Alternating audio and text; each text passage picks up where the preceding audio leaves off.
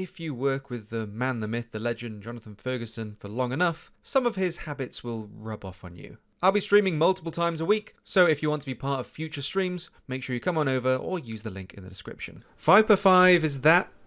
That's the MP5, isn't it? So I remember seeing from screenshots that unfortunately this thing is backwards. The ejection port on the left here should be on the other side of the gun. So you can't even call it an MP5 for left-handed people, because usually if the ejection port is on the left-hand side, it means it's set up for left-handed shooting.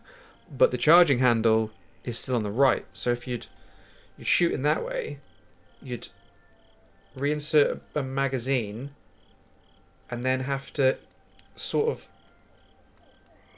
Actually, one sec. I'm curious about this now. Who joked that I went to get an MP5? It's airsoft, okay? Anyone Twitch watching, it's airsoft, it's empty. It's all fine. I don't even think there's a battery in it. Thank you, Rodney. Shit, there was actually Twitch stuff in here. So if you're shooting, you see the get that way. So the ejection port is there.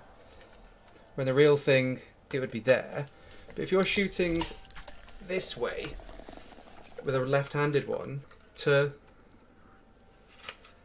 usually you slap it, you'd have to like punch it like that way, or if you're doing that, keep it in your shoulder, and then that's very odd.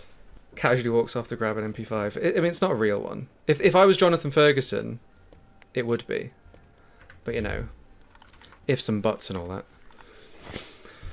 Right, I do have an AK in there as well, but again, it's not real.